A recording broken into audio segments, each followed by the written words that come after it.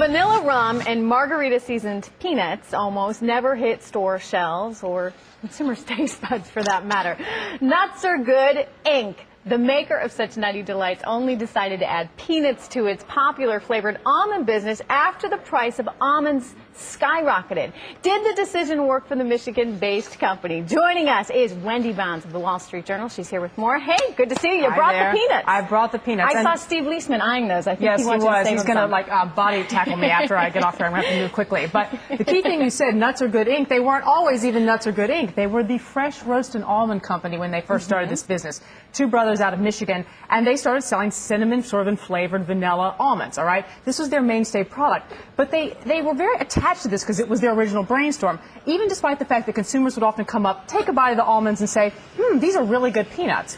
Okay, they would so thought they were peanuts, and then they would go to 7-Eleven. 7-Eleven would say, we don't really know where to put almonds. We do know where to put peanuts. Then they came up with this buffalo flavor that they wanted to try on nuts, but it tasted really bad on almonds. What's a buffalo flavor? It's like a cayenne spicy, pepper right? spice, or like a buffalo wing. Buffalo I'm sure you've had buffalo wings chicken? still, and you look Yeah, like that no, I like a buffalo. I just didn't know if they'd extracted the flavor of a buffalo and put it on a nut. Well, that would be something else, but I think that's best on cashews, from what I've heard. Okay, but we'll go back to that. Yeah. Anyway, that tasted best on peanuts. Eventually, the guy says to me, how long do you have to be in the nut business, in the peanut business, with people telling you this before you do it? So like you said. How long were they? They were 20 years almost doing almonds before last year they finally, when, as you were saying, this price of almonds skyrocketed, they jumped in, they started putting these flavors on peanuts, and now their business is nearly double. They're going to have $2 million in revenue in 2007, officially changed their company's name from the Fresh Roast and Almond Company to Nuts Are Good, as you said. And so they said, look, this is a move that's just gotten us in a lot more retailers because peanuts are just a broader nut. Yeah, so the nice thing with your stories, too, and I know I give you a hard time,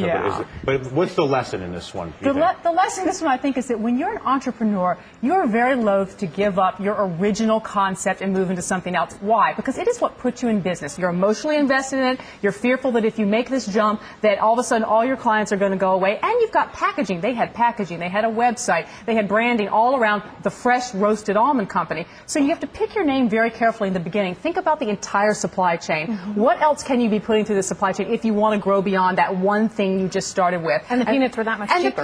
And the peanuts were that much cheaper. And Nuts Are Good is a much broader name. Now their business is open to sort of push all sorts of things through the supply chain. And nuts are a pretty big business. I mean, $4.5 billion. It's not peanuts. So you got the takeaway.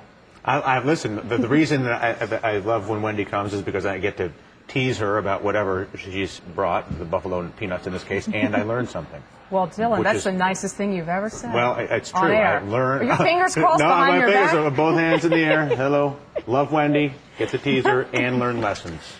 I'm blushing. Well, I'm starting to break out. I'm feeling like odd man out here. Yeah, no, I love you. I always learn with you, though.